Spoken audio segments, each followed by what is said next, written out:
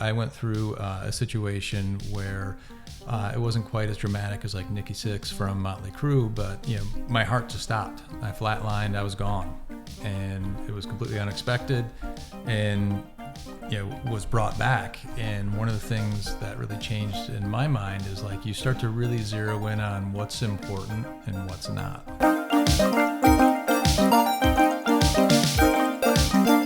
What's going on, everybody? I'm Walter Hooper of WA Hooper Marketing, and this is another episode of Marketing Minds Meet. This is the show and program where we connect with local business owners, entrepreneurs, community leaders in the Metro Detroit region. And we are here today with a fellow business owner.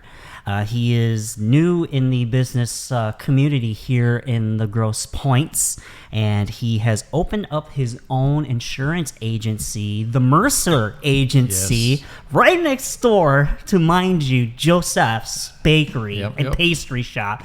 Delicious. So I don't know how he's able to stay in the office, because I would be over there all the time and Spend a lot of time there, adding on the pounds.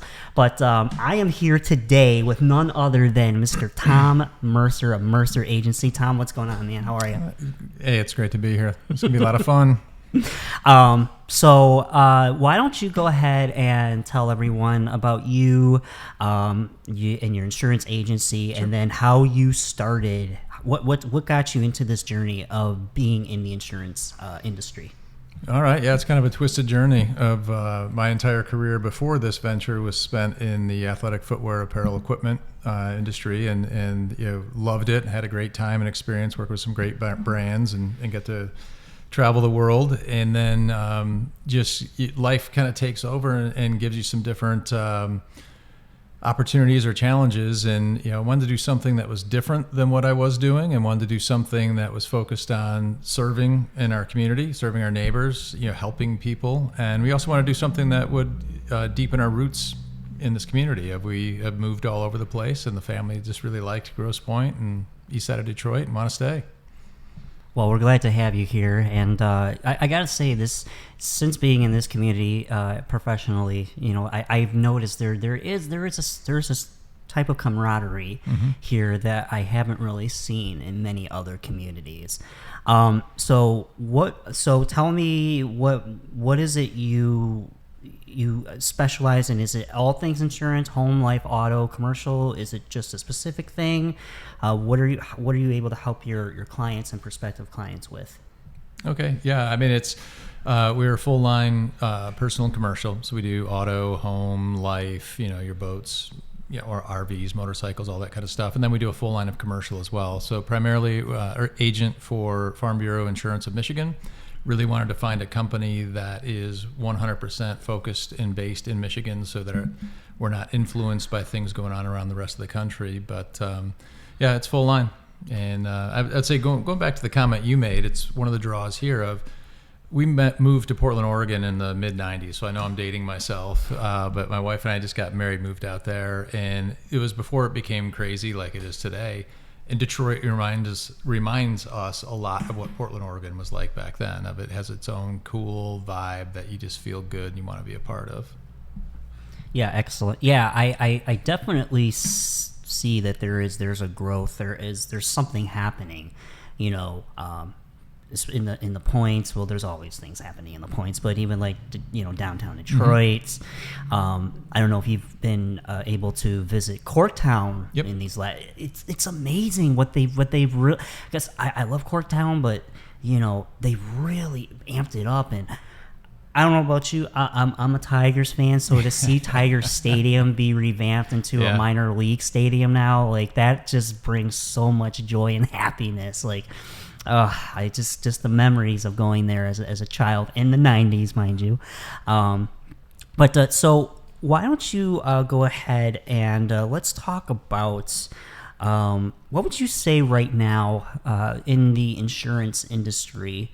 What would you say is a challenge that you find a lot of your clients approaching you regarding, whether it's their policies or say inflation? Like what is one of the biggest obstacles that you see your clients go to you for a solution?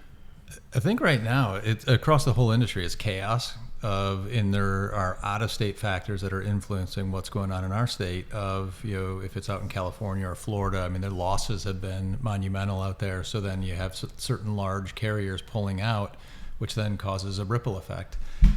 So prices are definitely going up in coverage of insurance because the cost of parts for your home or auto and labor and everything's going up. So I think people are starting to look at it more because they're getting the renewals and they're saying, hey, this jumped up a lot. But the challenge is getting them to really stop and understand what their coverage is intended to do. It's also work within your budget. I get that, but it's like making sure we're not making bad financial decisions by reducing coverage simply just to get a cheaper premium rate.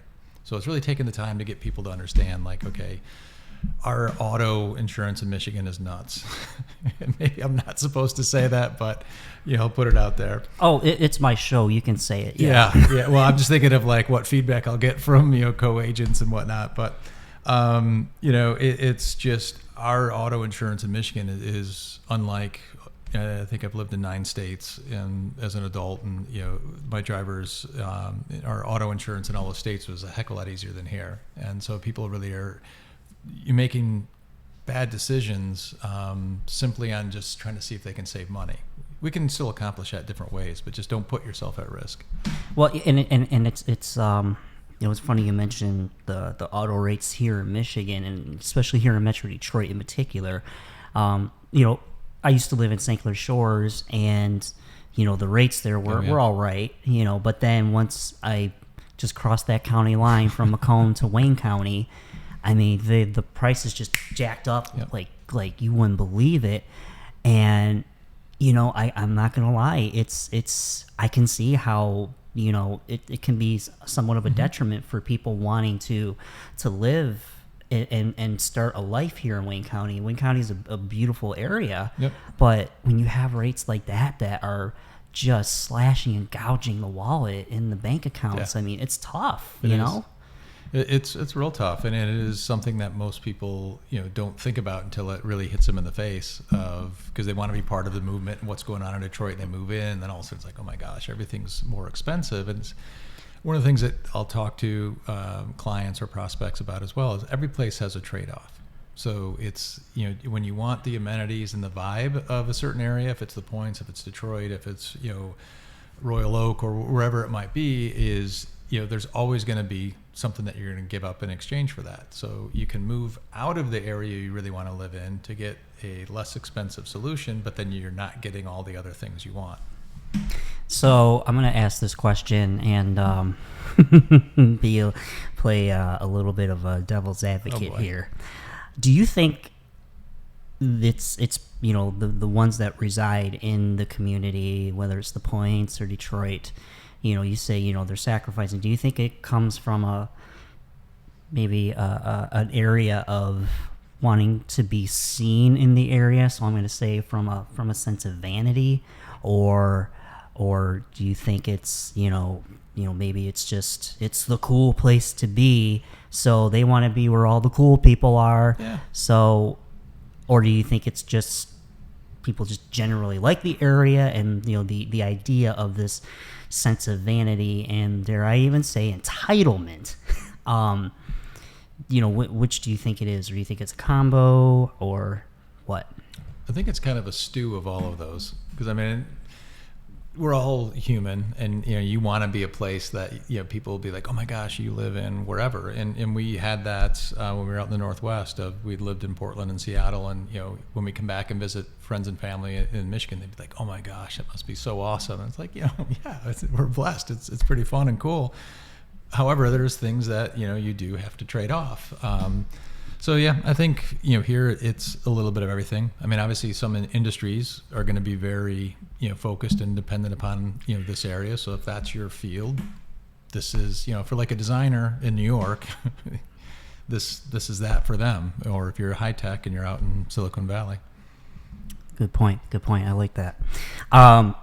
So this is Marketing Minds Meet, and I do like to converse and discuss the digital marketing campaigns, with my guests, and and what's kind of been their journey with that. So for the Mercer Agency, where have you seen the most success in your digital marketing efforts? Has it been through social media, email campaigns, web ads? Has it been through a landing page? Mm-hmm. Has it been old school? Has it been through print and door to door type of marketing? Where have you seen the Mercer Agency's biggest leaps of success and client turnover when it comes to the marketing campaign? I think it's for us. It's been a mix of insurance is tough because it's not one that you don't go on TikTok to see your insurance agent, right? I mean, it's like, you got to be mindful of, being an expert in our field of really knowing the product, and that's a different type of interaction that might be better suited for print and some things that are more of a resource that somebody can come back to time and time again instead of just like a reel that's here and gone. So it's trying to do a blend of direct mail, do as many events as we can to be able to just be out and be seen and heard. I mean, what we hear a lot in our industry is, and from prospects, of, I'm tired of not knowing who my agent is. And if I have a problem or if I have a claim, like with all the damage that we've had here this week with the windstorm, is who do I call? And so it's just trying to make that personal connection. So making sure they're aware of the services we offer, trying to get them to get a feel for who I am and our staff are as individuals, and that we're knowledgeable and that we're a resource locally. So it almost seems like you're taking more of like a grassroots approach. Very much. I mean, to get started, I mean, I know, without a doubt that we've got to become more active on social media, but it's finding all of those kind of different personalities that fit, and then doing a better job of being more consistent. I'll be the first to admit I'm not good there, because it'll be like, oh no, I got to do that again. Yeah. Well, and I think especially when it comes to this area and this community of the Grosse Pointes, grassroots efforts is, I think, really the first major step and leap that any business owner here really has to take. I mean, we have a similarity and a commonality with your son and my brother, knowing each other. That's great. And but that's very common here in this area. And so I think to be able to establish those types of connections first, and like I said, this is my show, I will say it. It almost seems like unless you've been here your whole life, and I call them the lifers, you have to find a way to ingratiate and indoctrinate yourself here in this community, because I've talked to colleagues, I've talked to friends who've, tried to make a move for themselves here, make a name for themselves here, and they've like gone back home with their tail between their legs because they're like, I just felt like I didn't belong. And I said, well, unfortunately, first off, did you grow up around here? Did you grow up in this area? And a lot of times they'll say no. And I said, okay, did you have any ties with anybody here? Like, did you know did you have a family friend? Right. Did you have, a business connection here prior? Like, and they'll say no. And I said, there you go. If you don't have that foot in the door, good luck. It's tough, and that's been the common thread I've heard from a lot of people. So I think by you and like people like ourselves, establishing ourselves now here with having the brick and mortars, and not even just brick and mortars, but just having the business persona and starting to become a face throughout the community, that's a huge leap. Yeah. So to go into the social media realm, do you see the Mercer Agency utilizing social media more? And I'm gonna say Instagram, Threads, Facebook.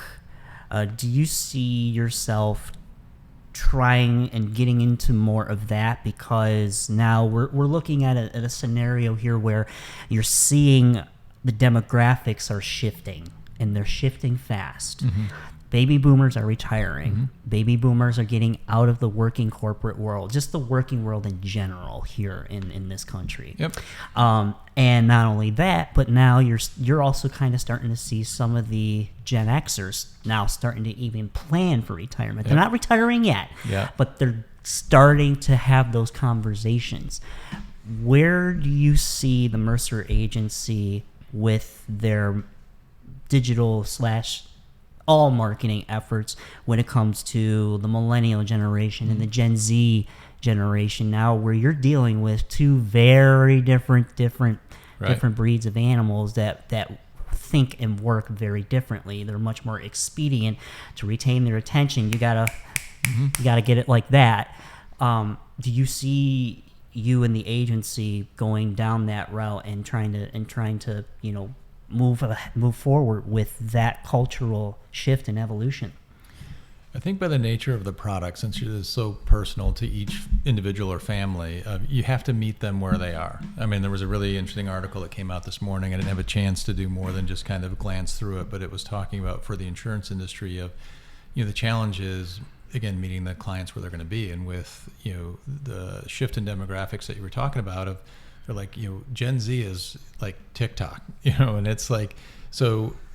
Yes, they are. The article was talking about, like, it might be uncomfortable for the agents, but that's where your clients are going to be spending more time. So you have to shift, because like right now, probably the best source for, the family clientele is going to be Facebook, because, the parents are on, and it's like there's sports organizations and music, all the different things that are on there. And that's that world, but it will shift to something else. And, I think the challenge that we'll have, and any other agency would have, is just like being able to keep up with where your clients go is where you have to spend the time. Yes, well, absolutely. And to go off of your point, with, the Gen Z TikTok era, now there was a release of Threads, not that long ago, and Threads is still gaining momentum. Mm-hmm.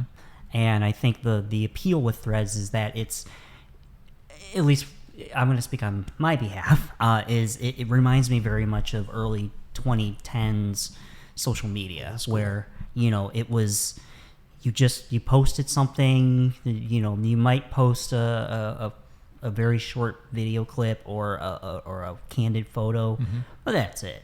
But it's primarily just, it's a thread. It really reminds me of old Twitter before Twitter got awful.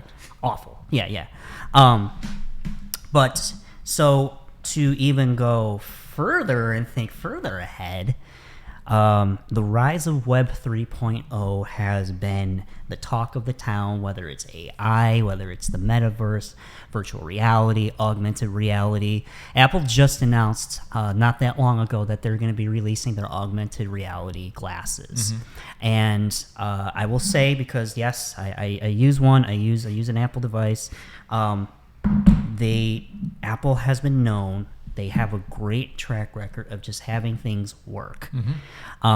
I really feel like this is going to be the push that the general public needs to fully understand and start to grasp the concept and immerse themselves, at least with augmented reality. I think with the metaverse and the virtual reality, I think it was just a little bit too fast, too soon. And now, with Apple, I'm sure it's gonna be called like Appleverse or something to that effect. The Apple Orchard. The Apple Orchard, yeah. Do you see the Mercer Agency diving into that realm of virtual and augmented reality, where you could have a scenario where, as someone, and it's happening right now, where you are able to buy real estate in that realm?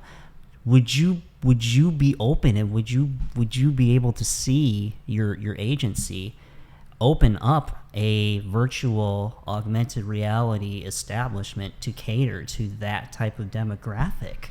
Because it's not far out of the realm of reality here. I mean, it's fun to dream, and I love to play around with things, and at least I used to be much more of an early adopter on shifts in technology and whatnot. But I think Again, by the nature of insurance, I mean, it's a financial product, but there's also a huge legal element to it. So everything, it's not like a one size fits all, like going to buying a new pair of Jordans or something. I mean, it's in the box and it is what it is. But I think like using tools like this can be really, really helpful as you think about like the whole virtual reality of, we go out now and we'll take photos of homes or properties that we're looking to insure. But if you had the ability to be able to bring that AI element to it, where you really could bring the underwriter, like he was there and being able to fly around, the property and get a full bird's eye view, then you have a much better understanding of what, the risk you're taking on versus just, an agent going out and taking a photo. And, I've been known to get my finger in front of the lens every once in a while and not get the best picture. But yeah, I think it will find its way in. I mean, as far as using AI to generate content, I think that's a tricky thing because you got to make sure it has your voice, because I don't want somebody to read a post and get one feeling and then talk to me or some of our staff and get something completely different. Yeah, and the challenge still right now with AI is it's gaining the trust of the general public, and I think that speaks worlds and volumes. And I think to counter that too, though, is I think I do believe in having conversations with other individuals professionally and personally. They just don't really still fully understand it to its full extent.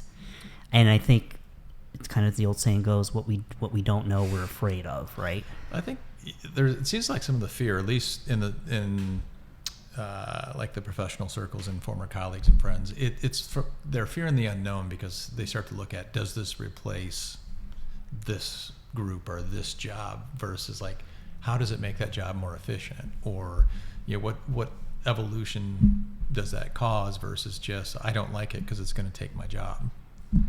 And also to go off of that as well, I think still at the end of the day, I think, we're at the end of the day, AI, it's still a computer generated thing. It's still it's not a human being. We were just talking about this before we started this this episode, is the fact that human beings are we're social creatures, and I think back in 2020 that definitely proved itself more than ever. And I think part of the other thing, and then one of the other hesitations and drawbacks for a lot of people, is the fact that you don't have that human one-on-one interaction, and you establish that rapport, because AI is still AI. It doesn't have emotion.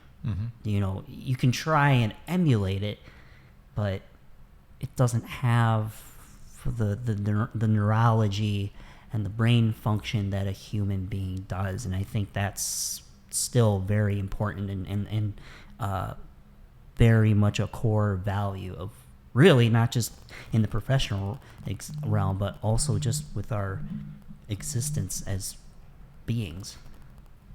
Yeah, I agree completely. I mean, it's what we see and hear within the clientele of, there was a big movement to go online to get your insurance, and everybody did it because it was cheap and it was easy. And it, not that insurance is confrontational, but I think people just feel uneasy about it because they don't understand it. So they went that route. And then if you have an issue where you really need the product you've been paying for, and then you don't understand it, like, who do you have going to bat for you? Because a computer only would know, that you're Walter Hooper and this is what your policy said and this is what you're entitled to. It's not going to think outside the lines of, and not that we have the ability to interpret. We have to do that up front of what's important to you, what coverage do you need, and where do you anticipate things going with your career and what you're going to do here, so that we put ourselves in a position to be one step ahead. Amen to that. Amen to that. I like it. All right, now we're going to go down a different path here. So in the Star Wars analogy here, you have to have a balance of the light and the dark, right? Absolutely. So we're gonna go down the dark path a little bit here. And I'm gonna start with this one for you. You might have seen this around on our social media and all that. tell me something that you don't like about what you do and why. Well, once I get over the hurdle of saying that I do insurance, that was one of them up front of when I told my wife of like, hey, I think this is what I'm being called to do right now. She was like, really? You can't think of anything other than insurance? But I would say I haven't had the experience yet of having to deliver, let's say, on a life insurance, deliver a payout. I mean, but I also, it's not that I look forward to it, but I want to have that kind of relationship. So it isn't, I mean, it's like kind of a thing where it's that balance of light and dark, of it's going to be hard, it's going to be heavy, because you're going to know that, family's dealing with a significant loss and they might really be in a bad spot, but I'm able to deliver a little bit of light. So I think it's some of that. And then I think sometimes the consumer thinks that the agent or even some of the carrier has more, well, you don't really need to do it that way. And it's like having to tell somebody, like, no, this is really, in this world, in insurance, black is black, white is white. I mean, if you're covered for it, you're covered for it. If you're not, you're not. So it's trying to, I guess the other dark side, as I'm rambling, would be a little bit of, I used to thrive in the gray of, in building those relationships. I didn't like it to be just like, hey, it's your way or my way. It's like, how do we come together and kind of share our thoughts and experience to live in the gray? And in this world, it really has to be like, hey, Walter, I think you're exposing yourself unnecessarily to risks, and be able to point out sometimes, to people, and it might be something they don't want to hear. I mean, you don't want to feel like you're being lectured or told you're doing something wrong, but I've got to be a trusted advisor, for our clients, and hopefully earn the respect that when I give them a point, it's just my experience, my thought, my training, not me versus you. Yeah, no, that and connecting and networking with other insurance agents, that there is, you brought up a very good point of in your realm, in your professional realm, and what you do, a lot of it is very much black and white. And, I think for you to have that mindset of, okay, how can we find some bit of gray here while still complying with what I have to do, I think that speaks volumes already, because I've networked and met other agents that did not think that way. They were very much, they put on the facade, and I tend to see right through those kinds of things, and so I just steer clear. But no, that's important, because that just shows that just showing compassion and empathy. So another avenue down the road of the dark. Are you familiar? Do you listen to blues music at all? No, not really. Okay. So there is, or was, I should say there was, but he has a legacy now. There was a Delta blues guitarist. He is known to be the nucleus of all things rock and roll. Okay. And his name was Robert Johnson. Now, the thing about Robert was, even to this day, there really isn't much documentation on him. So it kind of makes things that much more mysterious, yes, and alluring, and dare I say cryptic. So he was known to be one of the greatest blues guitarists of all time. And he has inspired and influenced artists from the likes of Eric Clapton, Keith Richards, Jimi Hendrix, and anyone that played rock and roll. They were influenced by him in some way, shape, or form. So there is a mythos that goes where he had his guitar with him, and he was walking down a path in the Mississippi Delta, and he came up to this crossroads, and there's a famous song called Crossroads, which everybody knows, which was done by Cream and what have you, but he was the original writer for it. Okay. So the myth goes that he reached this crossroads, and his guitar was out of tune, And this individual happened to cross his path and said, I'll tune your guitar for you. And so he did. And the legend goes is that after this individual tuned his guitar, he all of a sudden became his abilities just skyrocketed, and he was able to do things. And even to this day, if you listen to recordings of his, it sounds like there should be 2 guitar players, but there really was just one. And even to this day, players like Clapton, they're still like, they still get, struggling with it, with trying to emulate that. However, when that happened, I know this is a bit of a, but after that happened, he got really world renowned at the time. He was able to book a lot of gigs and what have you. But one night he was in a bar or at a juke joint, and he ordered a drink, and it appeared that his drink was spiked, and he met an untimely death at a young age. But the payoff was he had this legacy now. So my question to you, Tom Mercer, if you were to meet the devil and cross paths with him, and the devil were to say, Tom, I could make you one of the most world-renowned insurance agents, and your agency would be known all over the world. People would be clamoring and flocking to want to sign up with you. However, I ask for one thing in return. I ask for your soul. And not only that, but what that means too is the devil does collect his pay in some way, shape, or form. So you might not necessarily meet the fate, the unfortunate fate that Robert did, but your family, friends, close ones around you could be at risk. But you would have fame, you'd have money, all the money in the world, and you would be an establishment that no other agents will even dare even touch. Do you take the deal?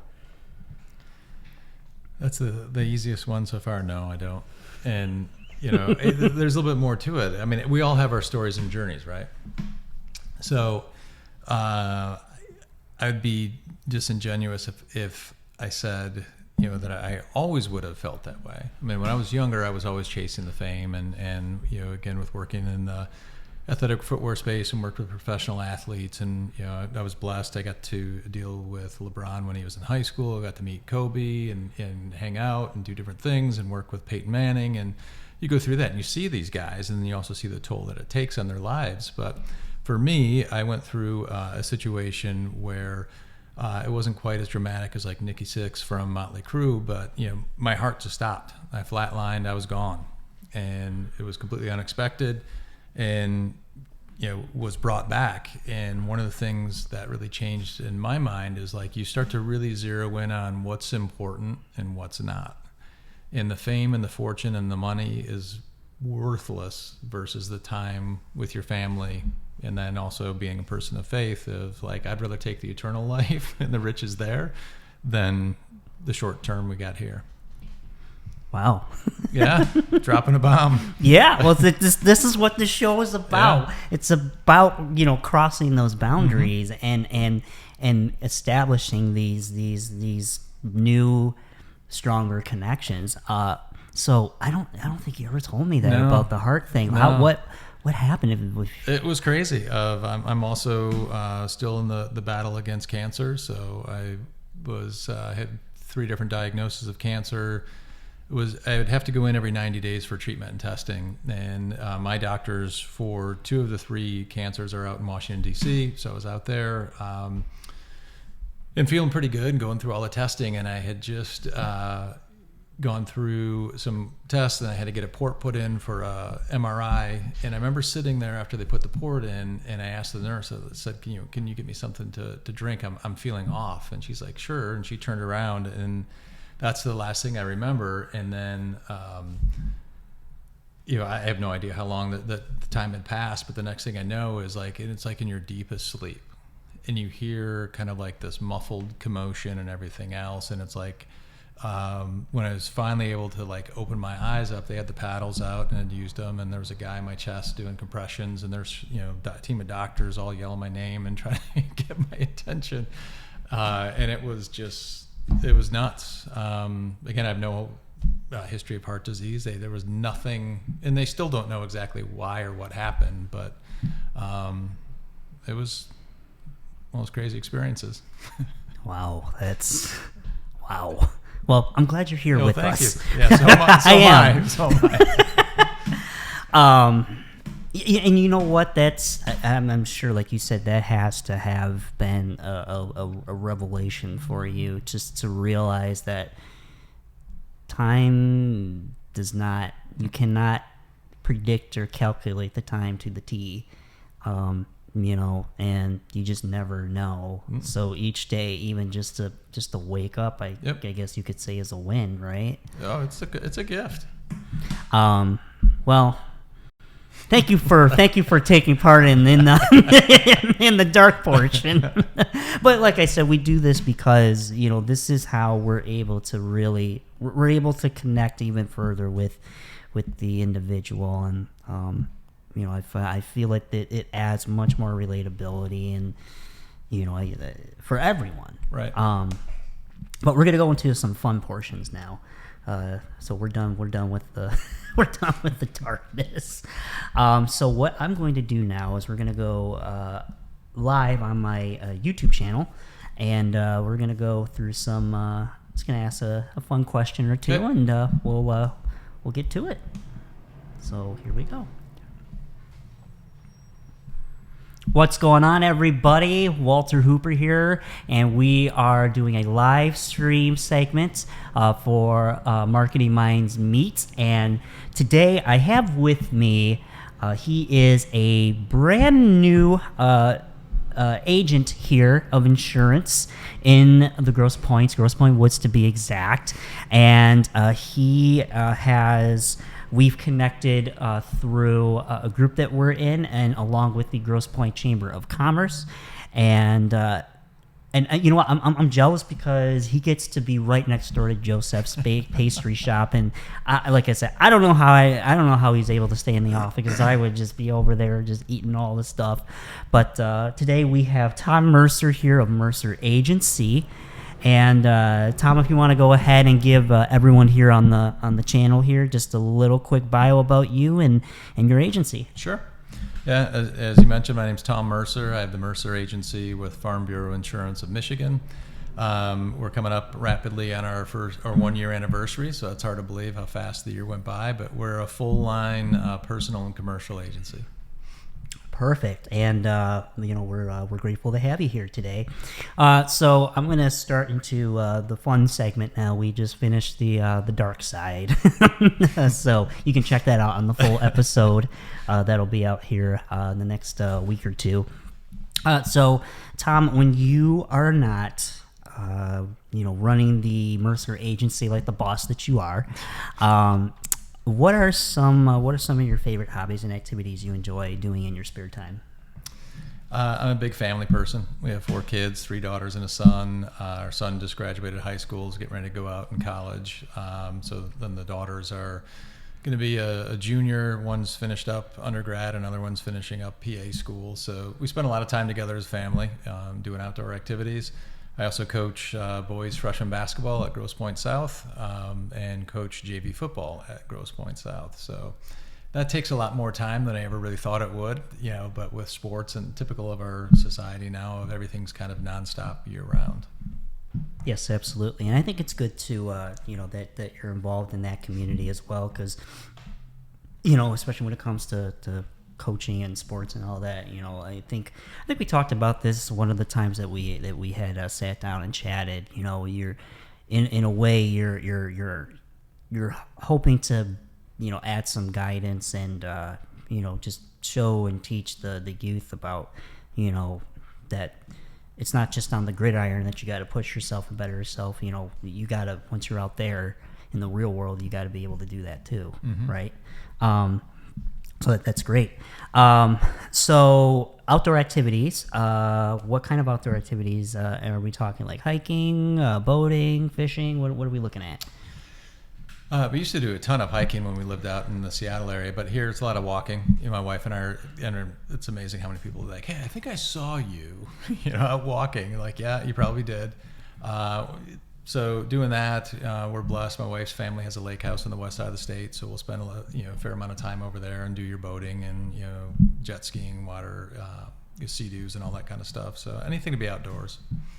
And I think from the last time we talked, you ride bikes and not the mountain type of bikes. You ride like the motorcycle type of bikes. Is this correct? Yeah, that is correct. Yeah, I don't look the part, but I've always had a thing for Harleys, and I've had a bike for, it's crazy to think it's coming up on 23 years, but I grew up on them with quads and dirt bikes and all this kind of stuff. So yeah, I belong to a group of guys I used to work with. We had the Voodoo Brothers, riding clubs. So we do, rides all over the country. So yeah, it's a fun hobby, cheap therapy. Well, I give you props because I don't know, like I couldn't have a bike because I don't trust other people, especially in the cars.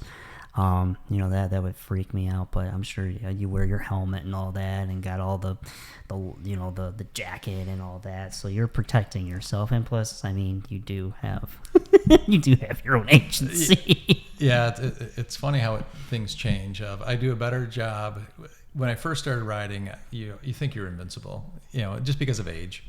And then lost a friend that was in a riding group, and that definitely is an eye-opening experience to wear a helmet, wear the proper gear, and it's better be protected than look cool. This is true. This is very true. Unfortunately, not many people get that memo. Yeah. Another question I have for you, a fun question here, and this is a little bit more educational too.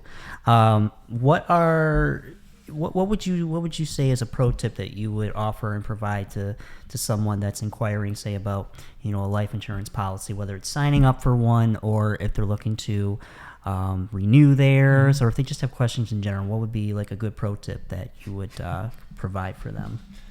I'd say the biggest pro tip specifically on life insurance is get something as early in life as possible.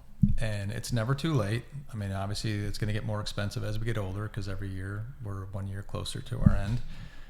But it's working a lot with younger married couples right now, of just like newlyweds, and just like, hey, don't worry about putting something in that's perfect, because you have no idea what your needs are going to be 20, 30 years down the road, and you're having a family, whatnot. But get something in where you're young and you're healthy. Take advantage of that to lock in a better rate. And then the other pro tip is just, never feel pressured, because this product is for you. So don't let an agent or anyone else really push you in a direction you're not comfortable with.